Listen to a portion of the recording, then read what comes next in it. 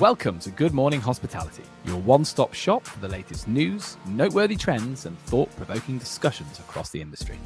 From hotels and short-term rentals to all things travel and hospitality, you'll find each episode equips you with the information you need to start your week. Join us on Good Morning Hospitality every Tuesday, wherever you get your podcasts. Good morning, Sarah. How are you? Good morning, Leo. Good to see you, buddy. How's it going?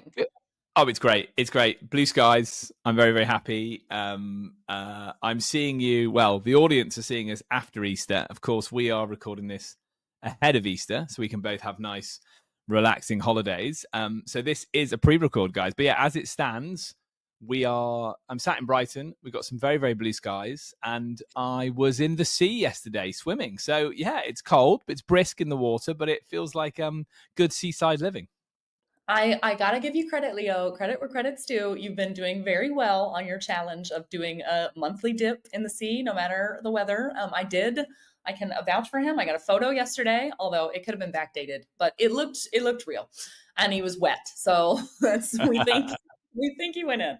Either that, or you were messing around in the shower. Either way, you did something that was, brave. So I hope you showed Mauro. I really hope that he'd get a view of it and be impressed, because he loves cold, doesn't he? He loves it. Oh goodness! Yeah, honestly, it's the best. You just do like, my friend who I go with. He can go in for minutes. He's a like superhuman when it comes to sort of thing. I just go in for about 30 seconds and then run around the beach celebrating. But it gives you the best natural high. It's honestly fantastic. Anyway, bud, that's me. My challenge is getting easier, right? Because when we come into May, June, July, August, they're the months where you actually want to swim. Come and the business end of things is November, December. Let's see how I'm doing then. That's right. How about you? What have you been up to? Yeah, I mean, not too much. You'll be shocked to learn I've never been a runner. I've started running recently. I still feel awful. There are days where, like, I think for me to deal with when I have a lot going on and I feel like I can't get everything sort of settled in my brain. I have a friend who suggested it to me, and she was like, "You need to go for a run." And I was like, "But I hate running." And she was like, "I know, everyone hates running, but you need to go for a run because it's not about the actual act of running. It's about how you feel afterwards." And like and I was like, "But I walk." And it's like, it's not the same. And I have to say it's true. So I feel awful when I'm doing it, and it's pretty miserable, but afterwards I feel really great. So, You, buddy. You. I'm so proud of you. Does this mean you're like sort of what distances are you going? What's your Leo, the route I have is there's like a pedestrian street and like near my house, and I go all along that until it becomes non-pedestrian. So it's about 4.5 kilometers, I guess, there and back. Perfect. That's good. So it's a good distance. It's enough that like I don't feel the need to. I will never sign up for a marathon with you, or half marathon. You're a liar. No, I'm not interested. The worst thing is you're lying to yourself right now. I give it. I'm saying it here on air. I'm giving it 12 months till you're on the start line of a marathon with me. I think you're going to get the bug, buddy. I'm convinced. No way. I'm too miserable. I'm doing it. I can't imagine having to do that for like 3 hours straight. Sounds awful. But I do feel great afterwards. So yeah. It's more like 4 hours, by the way, just so you know. It's more like 4 hours. Oh gosh, no. Okay, yeah, you're not selling it here. It's not gonna happen. But that's been good, and I think as I'll be traveling most of tomorrow. Sat in the car, that will be great. Also, I found out last minute, so I'm going away with. There's 7 of us in total, but 2 are meeting us somewhere else. And I thought 3 were meeting us somewhere else of the 7. And it turns out, no, one of them who lives in Berlin decided his flight got canceled to where he's from. So from the other side of Spain, we were supposed to meet in the middle.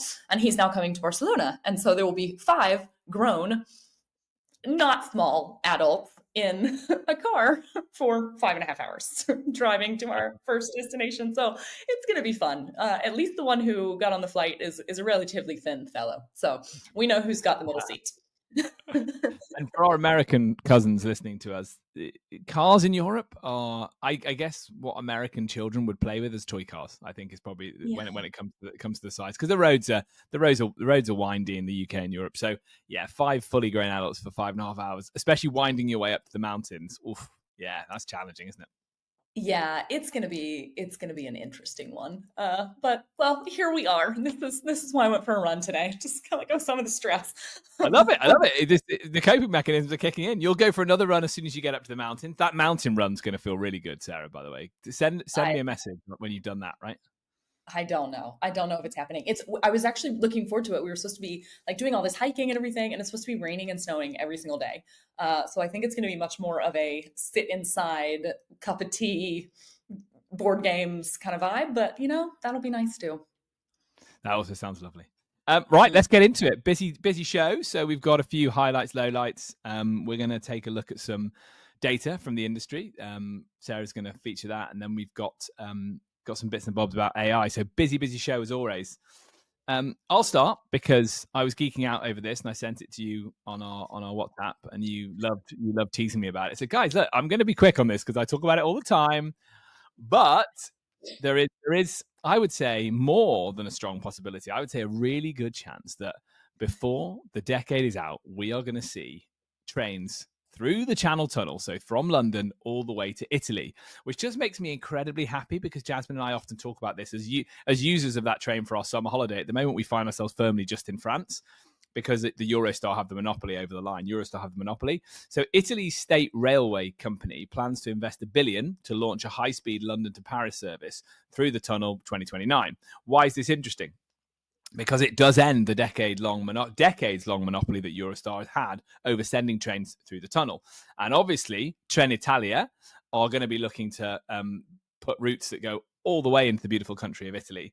And so we are very, very excited about the possibility of this. They're not the only group that are bidding. You've also got Richard Branson's Virgin Group.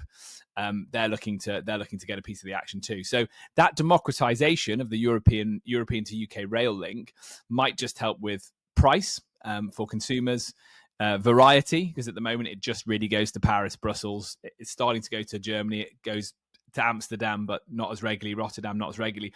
So if we can see more destinations popping up on the map and we can bring that cost down slightly, it's going to be really effective at getting Brits to change their view of how they get to the continent, because at the moment everybody flies. So yeah, watch this space. I'll say no more about it, but come on, tease me, buddy. Okay, I like the idea of the price being reduced, and that I think you're probably right. We had something similar in Spain where like Renfe had the monopoly on the trains. It's like the AVE, which is the high speed train, goes from Barcelona to Madrid and from like all the way down to the south of Spain as well. And probably like 5 or 6 years ago, they opened it up. So basically, they lost the monopoly, and it's been great. Now it used to cost like 200 euros round trip to get a high-speed train ticket between Barcelona and Madrid, and now it's like 36. So Amazing. pricing, I totally agree with you. The skepticism that I still have is the time. So like even like for me, it needs to be, and this is the biggest like factor that makes the train between Barcelona and Madrid so successful, is that once you add up the time you have to be in the airport to go through security and all this kind of stuff, and the fact that then you have to get into the city, the train is faster. So the train goes from a central point in Madrid to a central point in Barcelona. You can then move around in the metro. And that for me is the biggest factor in their success. So that's where I'm still skeptical. If the trains can do that and they can make it faster, then great. Otherwise, I think they're still going to struggle regardless of price. Yeah, I think you're right. I think you're right. Now, obviously, if you factor in traveling with kids as well, you have to get to the airport hours earlier, and transfers are a real pain. So arriving, taking your bag off the carousel, flagging down a taxi, like all of that sort of thing. So I think that's right. But I reckon I would probably say that for me, a 7-hour train, an 8-hour train is still worth it because you're sat in one place and it's controllable, and you can get up and you can walk around the carriage. Wi-Fi's good. Tables for the kids to draw on. Flights are very you're very stuck, aren't you? So yeah, I think that's right. Convenience has to also kind of trump everything, and if it starts to not, then yeah, we are going to struggle. But I think that's potentially just a limitation of this type of travel, right? Is that clearly we're not suggesting that people are going to start going London to Moscow for their holidays. It's really that I do think there is a limit to it, but I think it's France that legislated against flights that were less than an hour. and they saw train journeys go up as a consequence. So it's just maybe looking at those micro journeys that you would say in the context of, right, we're just popping here for our holiday, or in our case, we're just going to France or Northern Italy. How can we make that more sort of eco-friendly? Okay, perfect. Sarah, what do you got, buddy? Oh, it's time for me to get on my soapbox. You got your turn. I've got one about cruise ships. I'm always on about cruise ships. I've never been on a cruise, but for some reason, I just don't like them. So this is from an article in Skift. New global rules to force cruise ships to pay for carbon emissions. So this is a super interesting one. And basically it's established new limits for all of the cruise ships, and any cruise ship that goes above that is going to have to pay for these carbon emissions. This for me is great because I often think that like so much of the issues with pollution and over tourism, like the cruise industry, whether they like it or not, they're a big part of that. Particularly as we talk about of what for me is unsustainable over tourism, because they're staying on the cruise ship, they're not really spending because they have all their meals included on the cruise ship. It's for me, it's not tourism that is helpful. It's just creating massification. And I think it's something the cruise industry really needs to look at. Like where can they go that are less traveled destinations, but like the cruise, to Barcelona, Rome, all of these, like it's got to stop. So I think this is great, and hopefully it will deter some of them. I know there's a lot of as well some major cities in Europe that are starting to like either ban cruise ships or sending them to different ports that are farther away. So it makes it more complicated for somebody to come and have a 6-hour, journey around Barcelona, for example. So this was an interesting one for me. And then I also have a bit of what I would call a low light that I'd You like love to a low share. light, by the way. Can I just say, in the full year that we've been doing this together, so happy 1 year anniversary, my friend. In the full year we've been doing this together, I've never done a low light, and I think you're rocking out a low light at least every other month, aren't you? I like to keep the people informed. It can't all be rainbows and sunshine. And also today it's cloudy in Barcelona, even though you have sunshine, which makes me a little bit angry. So I'm going with a low light. I would be interested to see back on the reels of every time I've done a low light and compare that with the weather in Barcelona. I guarantee you it's a day of terrible weather. It really does. It affects my mood. So here we go. This is an article from Focus Wire.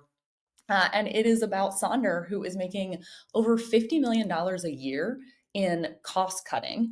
And this is set ahead of the Marriott integration. So this integration is meant to be completed by the end of the second quarter of this year, which means that from that point on, all Sonder properties will be available under the Sonder by Marriott Bonvoy collection.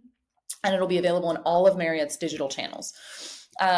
So the integration, I think, is a really positive thing. The lack of cutting of spending, I think, is definitely just a nod to some of the financial struggles that Sonder has had.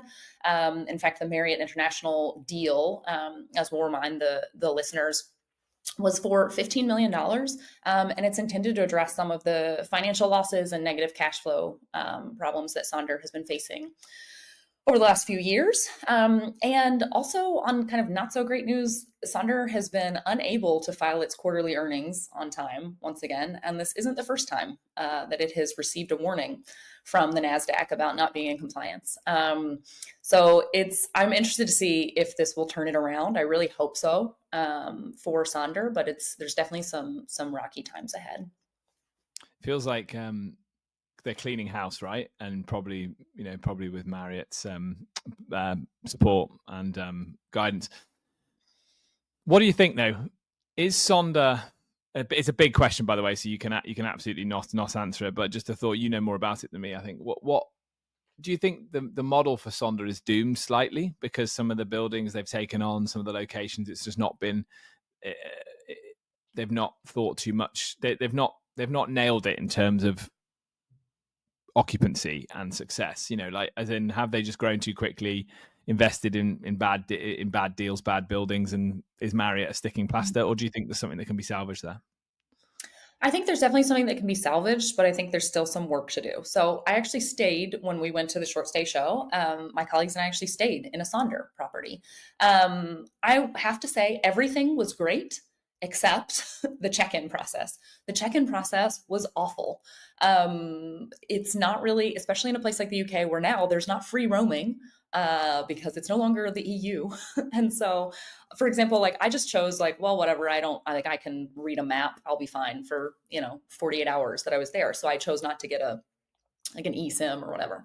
But if one of my colleagues hadn't had one, like it was impossible to do the check-in. And then for some reason, the email, even though all of us were on the reservation, and I could, so first of all, you had to download the Sonder app. I don't want your app. Like, why can't I just get a check-in code via, like, to get into the building via my email? I was already added onto the reservation, but for some reason, only one of my colleagues got everyone's room key numbers, and nobody else could see theirs in the map, like in the app. It was just like the whole process was a bit disastrous. There was nowhere mentioned like, oh, you have to have your Bluetooth on or it's not going to open the door, like all of these things. It took us the first day, like probably a good 35 minutes to get into the property. So like right off the bat, not a great start. Once we were in the property, fabulous, right? Like the rooms were super clean, like everything looked nice. It was in an area where my room was right above a pub and they had the thoughtfulness to put a noisemaker in there, which was actually great. I was able to sleep. And so it was fine. So like once I got into the property, the experience was great. For me, it was the check-in that was an absolute nightmare. So, and I've stayed in Sonder properties before where like, I'm talking years ago, where like you would turn up and there was like no soap in the bathroom or no like toiletries or whatever the case may be. And that was frustrating. And this time there was everything. They had like really nice bath products, Right. like amenities. Yeah.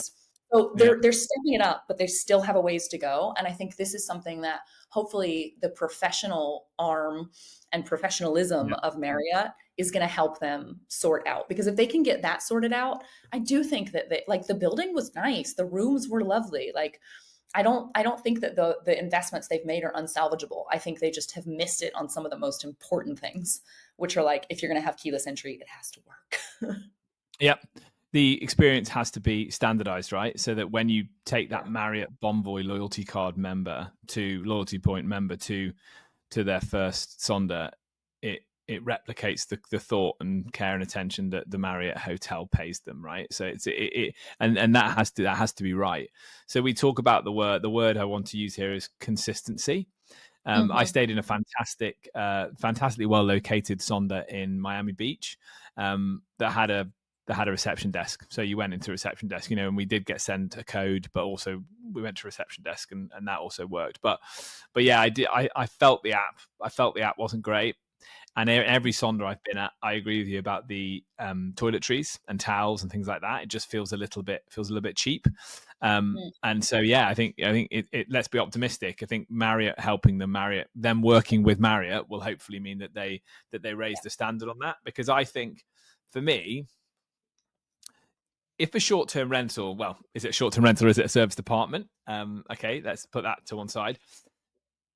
If a short-term rental doesn't have the personal touch, if it just feels very generic, which often places like Sonder can, if it feels generic, i.e. the photo, the art on the wall feels generic, it's just got a big screen TV and a big bed and it's a bit bare, it's already like cheapening the experience for me, and you have to try and cozy it up, and the way to cozy it up is things like towels, toiletries, going that extra mile around the noise-making device that you just mentioned. But again, I just want to we talk about that using technology to free yourself to be able to give a more handheld hospitality experience. And I wonder if at Sonder's scale that is possible, because they're so out of that day-to-day of giving that, it's a tech solution. Will they be able to do that? Will they be able to bring those touches that mean people feel warm and cozy and think to book direct with Sonder again, right? Yeah, I think the sensation I had, and to be clear, this property, like it was basically a hotel room. So there was no kitchen. It wasn't I wouldn't consider it a short-term rental at all. It was basically a building that they had converted into like a mini hotel almost, right? So it was just, I had my own room, and it was a room and a bathroom. It could have been any hotel anywhere else, except for the check-in experience. I think the risk for them, if they don't allow Marriott to kind of take the wheel a little bit on this and guide them, is that the level of experience and I don't know if to say like luxury, but the level that Marriott Bonvoy customers expect is higher than what was received. And for me, it was a massive step up from previous Sonders I'd stayed in. And so I think that's the risk that they have is, are they going to become the lower, how do I say this in a nice way? Are they going to become sort of the budget version of Marriott Bonvoy? Mm. Are they like the budget option for those customers? And if so, I think there's a lot to be managed in the way of expectations with the guest so that it doesn't tarnish the reputation of Marriott and or Sonder. Yeah, okay. Look, let's keep an eye on it. That's a highlight, low light that's turned into quite an interesting discussion around it. We will definitely keep an eye on it. Sarah, let's talk data.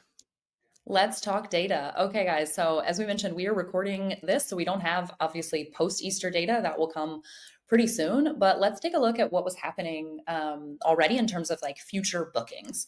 So Easter week bookings are up 67% compared to 2 weeks prior. And that outpaces last year's Easter bookings by 24%. So it seems like for sure one of the biggest trends is the warmer weather. So Easter obviously is several weeks later rather than being in late March like it was last year. And so this is definitely helping, and travelers are looking for warmer destinations. It seems everyone except me, who is going to the Pyrenees where it's going to be snowing, but most people are opting for warmer destinations. So that means that Easter bookings in places like Italy and Greece are seeing exceptional performance. And then also some interesting call outs with some popular city destinations.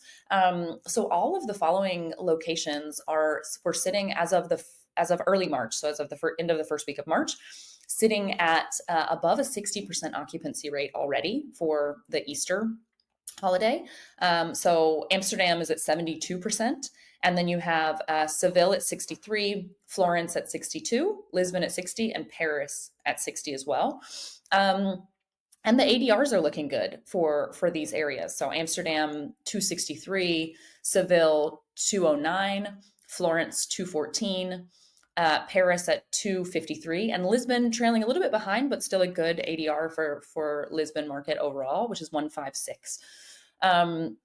So these for me were interesting ones. Not all of them necessarily are warm. I guess like Lisbon, Seville, Florence, maybe, but Paris and Amsterdam, I don't think of them as like a warm destination. So interesting for the city component. And then also the Jubilee-year is continuing to make Italy a popular destination, in particular over Easter. So in Italy, the demand in 2025 is still remaining quite strong, even for the 4 weeks after Easter. So the bookings peak at Easter week is at a 33% premium over the 2 weeks prior to Easter, and at a 14% premium compared to 2024. So the Jubilee is still kicking and it's influencing bookings in Italy. And then I guess let's end on a lighter note for those travelers who are looking for a deal for Easter. Let's talk about some locations that maybe there's still a deal to be had, both as it relates to occupancy and ADR. So they're seeing lower occupancy and ADR compared to the weeks surrounding the Easter holiday, which would be Munich and Cologne in Germany. So if anybody has ever wanted to go to Munich or Cologne, now might be your time to get a more affordable holiday, at least as it relates to accommodation over the Easter holidays.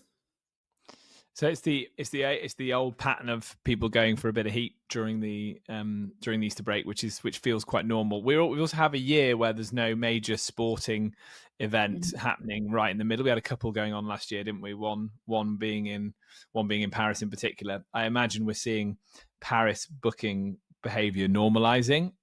Good for that market, as obviously I think some stayed away through the year and it maybe affected it.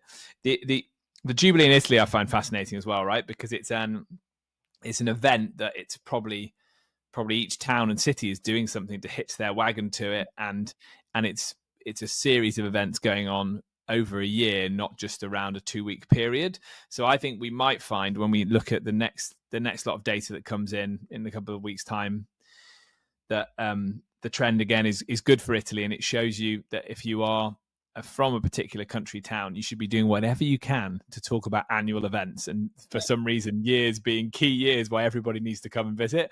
UK Tourist Board, please take note. I think it's phenomenally interesting. I think it's a phenomenally interesting trend.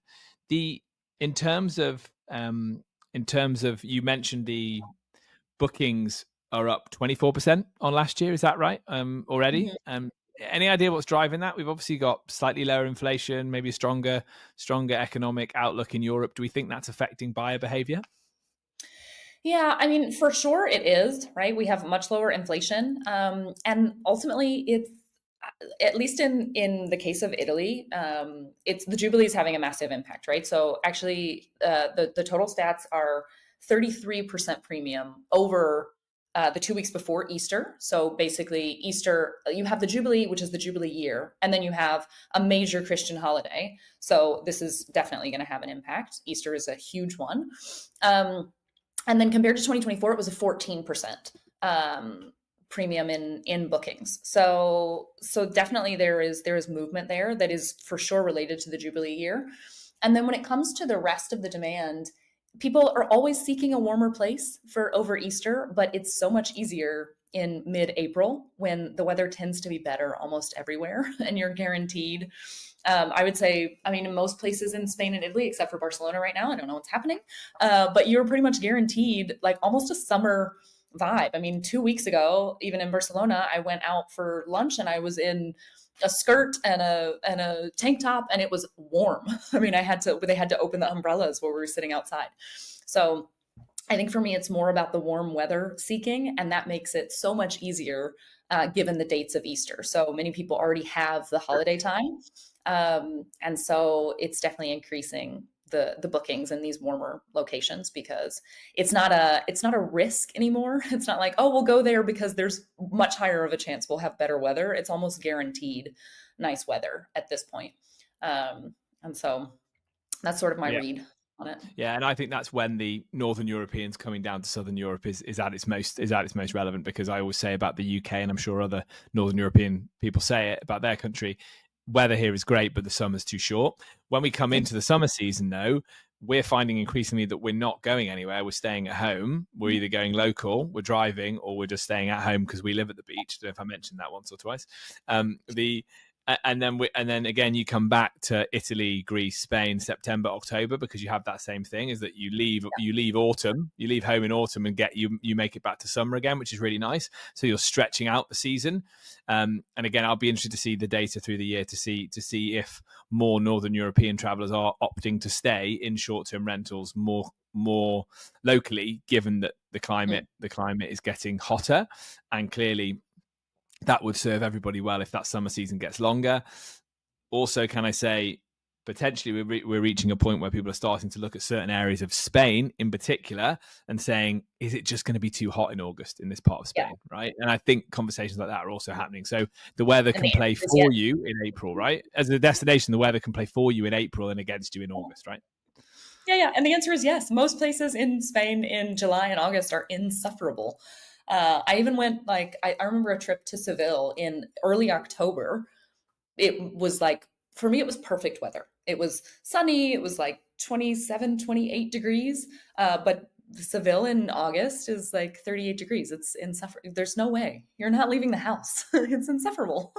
The streets are bare and everybody only goes out at night because it's the only time you can stand to be on the street when it's a balmy 32 instead of 38. So I think for sure this is something we're going to see. And we might actually, I'm curious to, I don't know, I'm not a fan of global warming, obviously, but I am curious to see kind of what the impact is in the coming years if we're going to see a reversal. So are we going to see, normally people coming to Spain and Italy and these warmer places? Are we going to see Spaniards and Italians and the Greeks actually retreating to Sweden or Norway in August because it's too hot? Maybe. I actually think you're right. I do, and I know you're slightly saying that tongue in cheek, but I think there's a lot of fact in what you're saying. Right? Mm-hmm. We're all sun chasers, aren't we? So I think that you'll continue to see shoulder season get bigger. If you're having these really nice days in lots of parts of Europe in February, Northern Europeans are going to take advantage of that, and that's going to be the place to go. I think the Canary Islands is a great example. That's pretty much perpetual summer, or perpetual spring. Late spring is how it feels. So people do go there for Christmas, and so people will chase the sun. And I think everybody Googles around January, February time. Everyone Googles where's warm at this time of year, and then we're all looking at the average temperatures and going, how far south do I need to go to get that little bit of sun and a little bit of serotonin? So if that changes, if that evolves, I think we will see shoulder season get longer with Northern Europeans coming south, and then why not, right? You're going to get resorts that maybe traditionally on the Black Sea or up in Scandinavia. And also, without getting political, and we're gonna go into this soon when we're interviewing some members of Parliament in the UK about this. Again, the UK has some amazing coastal towns, and as the weather gets warmer, you've honestly, the restaurants are going outdoors. There's pedestrianisation going on in certain towns. All of this thing to meet the demand to make places really nice to go to. So yeah, I agree. I think nothing is static when it comes to tourism for sure, and this I agree will be an evolving trend. Awesome. Miraculously, we're almost on time, Leo. Pretty good. And we haven't really talked about tourism yet this year, but I'm sure we're gonna get into that as the season hots up. But yeah, interesting, really interesting conversations. There's a few more bits I wanted to go through, but we'll just save them and we'll go through them in future weeks. Lovely to spend time with you, Sarah. Again, obviously, this is a pre-record, so for everyone who is listening, I hope you've all had a wonderful Easter and you're back at your desks, ready for more action, and probably ready to start taking those summer bookings, which is really exciting. So if you've enjoyed today's show, please hit like, share, subscribe in all the usual social places. Until next time, many thanks.